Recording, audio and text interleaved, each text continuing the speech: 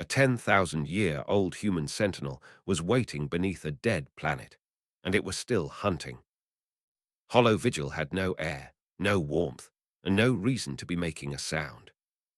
Vex Corahan heard it anyway, through the hull of the survey shuttle, a low tick against the metal like something counting down to nothing. She logged it and kept walking. Dead World number 3801 did not get to surprise her on a Tuesday. The moon below was grey and pitted, ringed by 10,000 years of debris that had never settled into a stable orbit. No atmosphere, no registered claim, no species markers in any record the Drathi Cartography Concord had ever filed. Hollow Vigil was supposed to be the easiest catalogue entry of the month. It wasn't. Elder Thisve had read the old entry twice before the shuttle even broke atmosphere, her long fingers tracing the same line on the display each time. A human flag, planted, recorded, and never removed for 10,000 years. Standard protocol, Vex said into her recorder, more for the habit of it than for anyone listening. No claim, no survivors, proceeding with survey. Thisve didn't answer right away. When she did, her voice came out flatter than usual, the way it did when something in her long memory had started itching. Nobody updates a flag for 100 centuries unless someone's still watching it. Vex didn't have an answer for that. She rarely did around Thisve. The Elder was the smallest delegation in the Concorde and the easiest to talk over, and most of the bridge crew had learned to do exactly that. The bunker waited under 40 meters of dust, its entrance a black seam in the rock that the scanners had nearly missed. Vex found it on foot, boots crunching through regolith that hadn't been disturbed since before her species had a written language. The door was intact, pressurized, sealed. That detail almost slipped past her. She caught it on the second look, the way she caught most things by checking twice before she trusted once. The seal ran from the inside out, not collapsed, not breached, closed deliberately by someone standing on the other side of it as it shut. "Thokask," she said over comms. This door was sealed from the inside. Her surveyor didn't even look up from his tablet. Sealed is sealed. Get me a sample reading before lunch.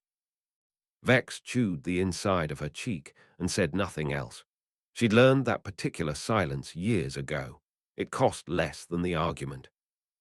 A salvage officer named Drev had already started pricing the find before anyone had stepped through the door, murmuring numbers about pre-Concord scrap value into his own recorder, the kind of habit that made Vex's jaw tighten without her meaning it to. He'd been wrong about value before. He hadn't been corrected enough times to stop guessing. Inside, the air held pressure that should have leaked out 1,000 centuries back. Frost feathered the walls. The smell was cold metal and old burnt insulation, a smell with no business surviving this long. A single terminal blinked in the dark, patient, waiting for someone to ask it a question. She didn't touch it, not yet. She photographed it first, logged the coordinates, made a note, the way she always did, twice before acting once. Beside the terminal, something small and metal caught the light, a tag, scorched and fused into the console housing like it had grown there, edges melted smooth around a name, and a number nobody alive could read. It wasn't decoration. It was the last thing anyone had bothered to weld down before the silence started. The junior tech, a Drathi named Pell, with a habit of mispronouncing every human syllable he attempted, leaned in over her shoulder. "Smells like somebody's grandfather's tomb down here." Nobody laughed. Vex logged the tag instead. 11 years on this program, Drev said, and I've never seen pressure hold this long without a seal failure. Whoever built this place built it to last. Or they built it to wait, Thisve said, from somewhere up the comm line. Nobody on the survey floor answered her. Thokask's voice crackled in from orbit, already drafting his report before the survey was a third done. Abandoned installation. Pre-Concord era. Recommend standard salvage protocol, full strip by end of shift. There's a status flag on a buried structure 600 meters down, Vex said. It's still reading active power. Define active. Define active how you like. The number hasn't changed in 10,000 years. A pause, then because procedure always won over patience, run the translation. We'll drill a sample regardless. Standard depth, well clear of anything flagged. Vex ran the pass anyway, cross-referencing old Concord standard against the thin slice of human linguistic archive the Drathai had ever bothered to keep. The log that surfaced was long, personal, signed by someone who hadn't expected anyone to read it for this many centuries, and had written like he knew it anyway. The last line of it stopped her hand over the translation panel. If anyone reads this, the array is still live. Don't wake it unless you mean it. She read it twice, the way she read everything. Then she looked up at the live feed running to the bridge, where Thokarsk was already calling down the drill coordinates, 40 meters into ground that sat directly above something built to survive worse than a sample bore. Elder Thisve's voice came through quiet, almost to herself. That's not a warning label. That's a man asking a favor of whoever found him. Nobody on the bridge was listening closely enough to care. I wish I could tell you they pulled the drill. They didn't. Stay close.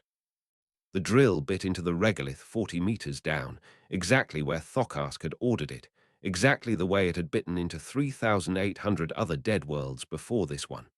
Routine. Quiet. Nothing on the surface readout suggested otherwise.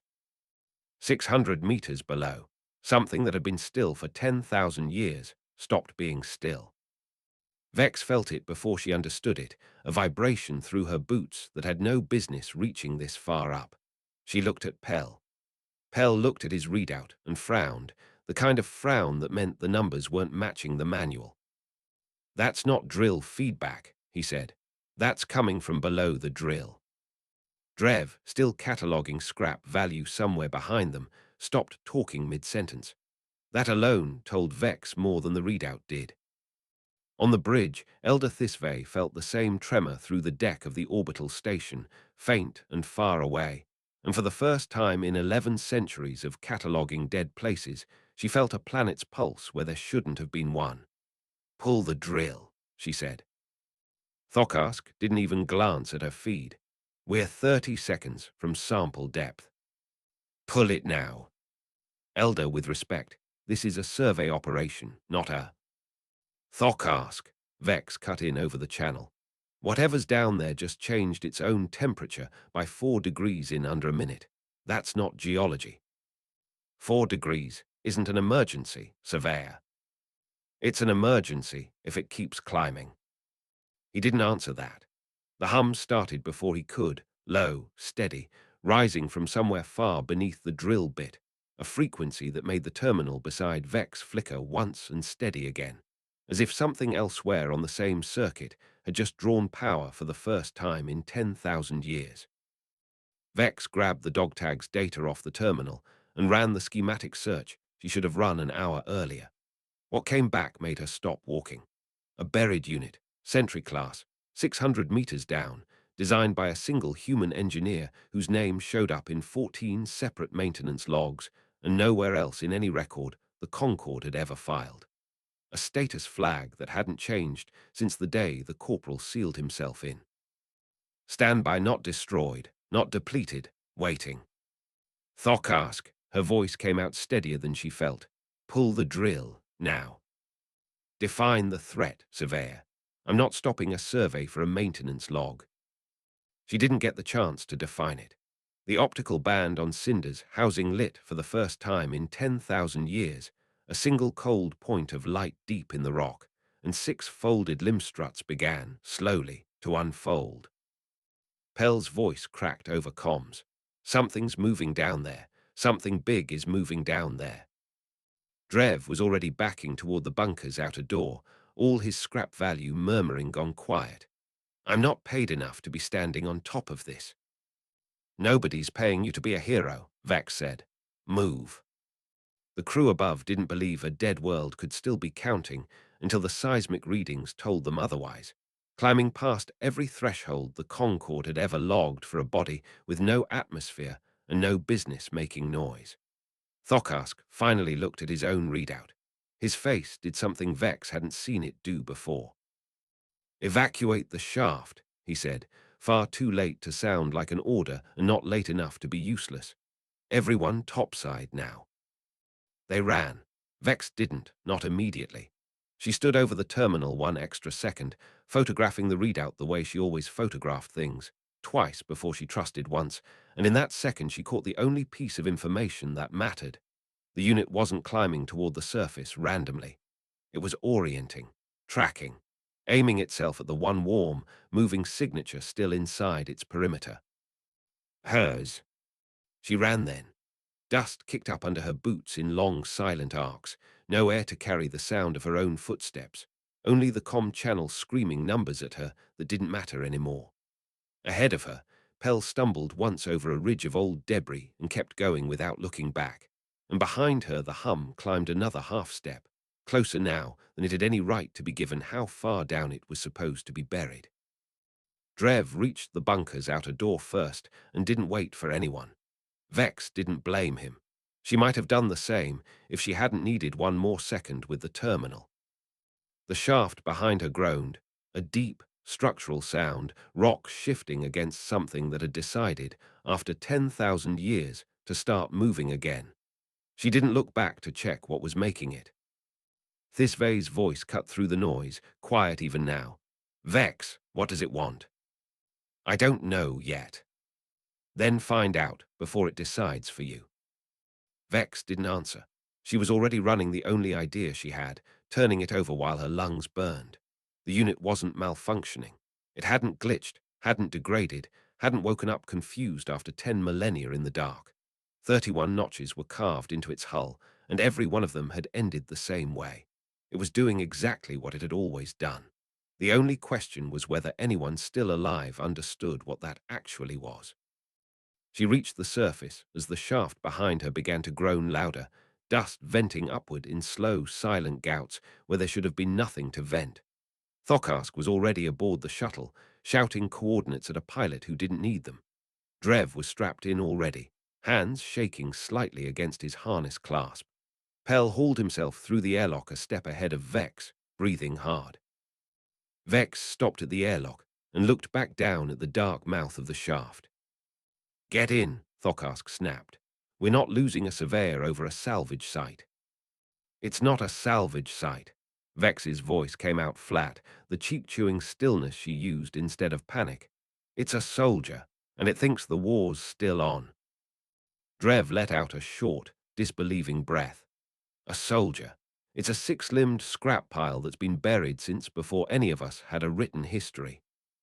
"Soldiers don't stop being soldiers because nobody's left to give them new orders," Vex said. "That's the problem." Nobody on the bridge had an answer for that. The shuttle lifted, and the shaft kept groaning, and somewhere 600 meters down, the only thing still moving in the dark had not yet decided to stop. The shuttle hadn't finished its climb when Thokarsk turned in his harness and looked at Vex like she'd said something he couldn't unhear. "A soldier," he repeated. "You think a machine that's been buried for 10,000 years is a soldier?" "I think it's been following one order since the day Okafor sealed that door." Vex kept her eyes on the shaft readout, watching the dust still venting in slow, silent bursts from the mouth of the bunker. "And I think it just found something to point that order at." Drev unbuckled his harness with hands that hadn't fully stopped shaking. "So what? We just leave it down there, write it off and move to the next dead rock." "That's exactly what we do," Thokarsk said. "We mark the coordinates, we file the anomaly, and we let the next survey crew deal with whatever's left of it." "There won't be a next survey crew," Vex said. "Not if it doesn't stand down on its own. You saw the seismic curve. It's not slowing."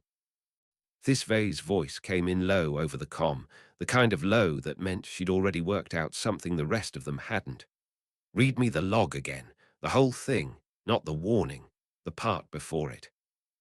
Vex pulled the translation back up on her wrist display, scrolling past the line everyone had already heard. 30 entries, most of them routine, maintenance checks and supply counts, and the small complaints of a man keeping himself sane in a hole in the ground. The 30th entry was different. shorter. Anand built it to tell friend from enemy by the uniform we don't wear anymore. I don't know how to fix that.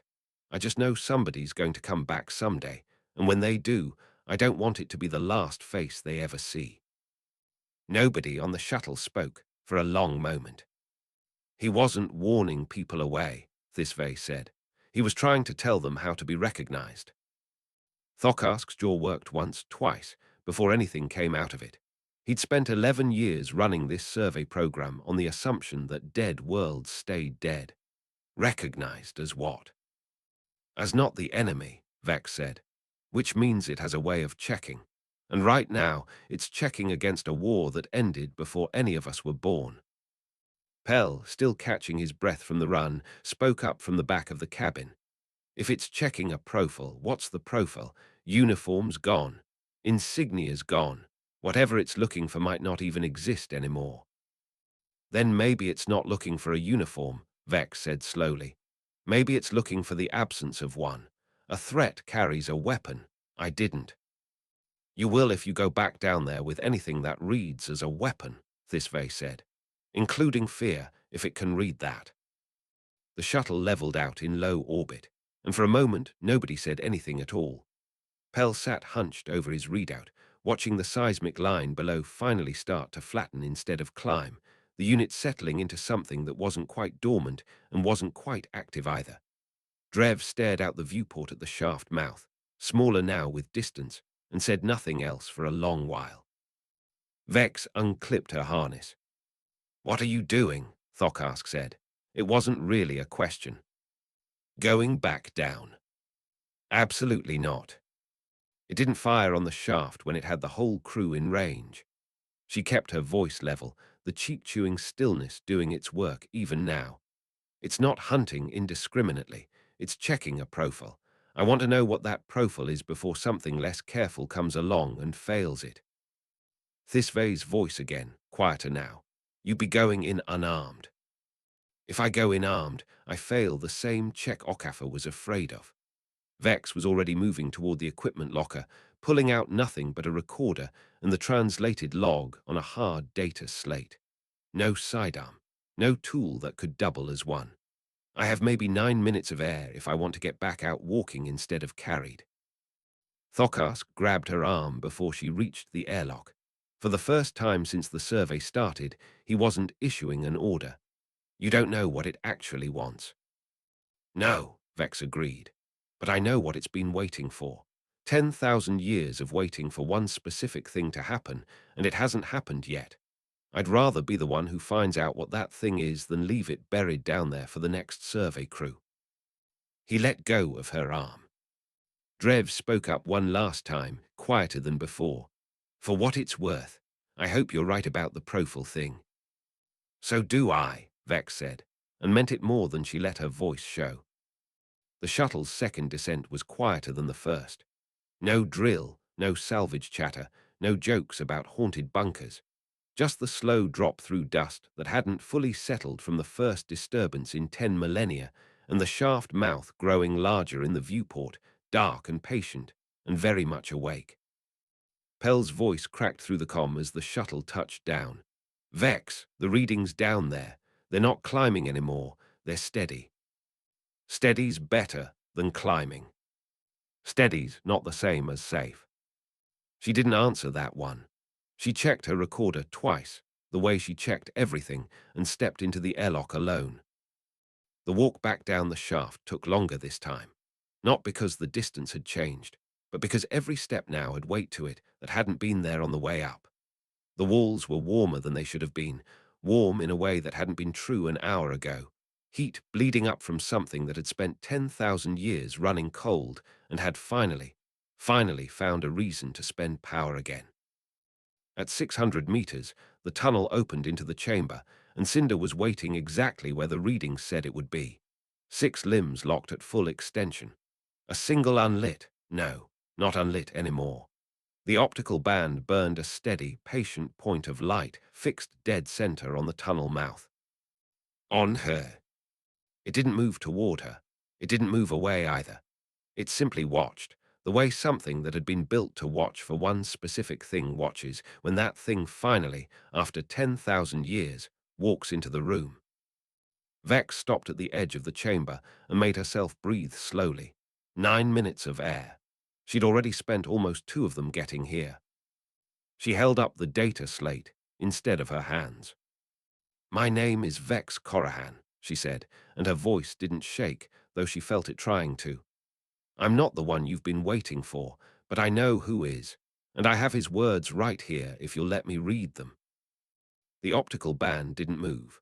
The hum held steady, neither rising nor falling, a held breath with no lungs behind it.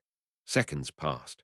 Vex counted 3 of them in her head before anything changed at all, and for those 3 seconds she let herself believe it might simply fire and be done with the question entirely. Then the hum shifted, somewhere deep inside the housing, a half-tone higher, like something old recalculating a number it hadn't run in 10,000 years. It didn't fold its limbs back, not yet. But it didn't fire, either. Vex read. She didn't read it like a performance. She read it the way Okafor had written it, plain, tired. A man talking to whoever came after him because he hadn't had anyone else left to talk to. Anand built it to tell friend from enemy by the uniform we don't wear anymore. I don't know how to fix that. I just know somebody's going to come back someday, and when they do, I don't want it to be the last face they ever see. The hum held where it was for a long moment after she finished, neither rising nor falling, and Vex's chest tightened around the thought that she'd misjudged everything, that the words alone weren't going to be enough. "He's gone," she said, into the silence the reading had left behind. "Everyone who built you is gone. Everyone who could have updated your orders is gone. I'm not your enemy. I'm not anyone's enemy. I'm just the one who found his words and came down here to give them back to you." Still nothing. The optical band held its steady glow, fixed on her, unreadable in a way that human faces never were. Vex tried once more, quieter this time.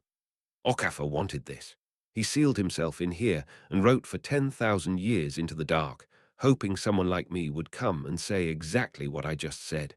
Don't make his last act a wasted one. The hum dropped, not all at once. One half step at a time, like an old machine working backward through a calculation it hadn't run in 10,000 years. Then, slowly, the first limb folded in. Vex didn't move, didn't breathe, for a second longer than was wise with the air she had left. The second limb folded. The third. Each one drawing back into the housing with a sound like old metal exhaling, until all 6 had settled flush against the unit's body, and the chamber held nothing but the dwindling, patient glow of a single optical band dimming towards standby. It had never been hunting a person. It had been hunting a threat profile that no longer matched the one standing in front of it, and the moment that profile resolved, the only thing left to do was stop. Vex let herself breathe. The walk back up the shaft felt shorter than it should have, the way distances always do once the danger behind you has finally agreed to stay behind you. Thokarsk was waiting at the airlock when she came through, and for the first time since she'd known him, he didn't have a tablet in his hand. "Well," he said. It stood down. Just like that. It was never going to do anything else, once it had what it actually wanted. Vex pulled off her helmet and set it down with more care than the moment required. It wasn't broken. It wasn't malfunctioning. It was running the only protocol it had ever been given, and nobody had updated that protocol in 10,000 years because nobody thought a dead world needed updating. Drev, standing a few steps back, let out a long breath. "So we just leave it. Stand by." "We leave it," Vex said. "It earned that much." Thokarsk was quiet for a long moment. Then he did something Vex hadn't seen him do across 11 years of surveys together. He asked a question instead of giving an order. "What do I put in the report?" "The truth," Thisve said, arriving at the airlock with the slow, deliberate gait of someone who had spent 1,100 years learning that nobody waited for her to catch up, or as close to it as this Concord has ever come. He didn't put the truth in the report. Vex read it later, back aboard the drift ledger, scrolling through Thokask's official summary while the shuttle bay finished cycling down. Malfunction was the first word he used. Then anomaly, 2 paragraphs later, once malfunction had stopped covering what the seismic logs actually showed. The real designation, Sentry Class, Active, Status Standby, ended up in a footnote nobody on the Concorde board would ever read aloud. The bunker itself didn't get salvaged. For the first time in the Concorde's 9,000 years of cataloguing, a site went into the records flagged, "Do not disturb," instead of cleared for processing. Drev, of all people, was the one who logged the recommendation, his earlier talk of scrap value nowhere in the final filing. Vex signed off on it without being asked twice. Elder Thisve requested the unedited transcript that evening, the full recording with nothing trimmed for the official summary. She listened to it alone, away from the bridge, in the quiet berth she kept near the back of the ship where nobody bothered her about anything. In it, Vex's voice asked Cinder, near the very end, what it had been doing for 10,000 years. The recorder caught a long pause before the answer came. Waiting. Not sleeping, not dying. Waiting, the way a door waits to be opened from the other side.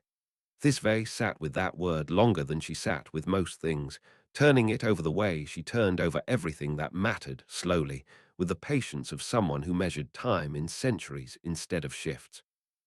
She thought about Okafor sealing a door behind himself and writing for an audience he'd never meet. She thought about an engineer named Anand, 14 maintenance logs, and nowhere else in any record the Concorde had ever kept, who had built something to outlast her own civilization, and then walked away from it, certain someone would eventually come looking. A species that catalogued its own dead by the silence they left behind, and one soldier who had rigged his silence to answer back. Vex came to find her near the end of the shift, the dog tag's data slate still tucked under one arm, unfiled. "You're not going to put it in the archive," Thisve said. It wasn't a question. "Some things aren't meant to be filed." Vex set the slate down on the small table between them, screen dark. "Just read," and remembered. Thisve didn't reach for it right away. She looked at it the way she'd looked at the old flag in the records, days ago now, back when this had still been Dead World number 3801 and nothing more. 10,000 years is a long time to keep a promise, she said. Vex sat down across from her, the slate between them, the tag's scorched edges catching the last of the cabin light. "Cinder kept it anyway,"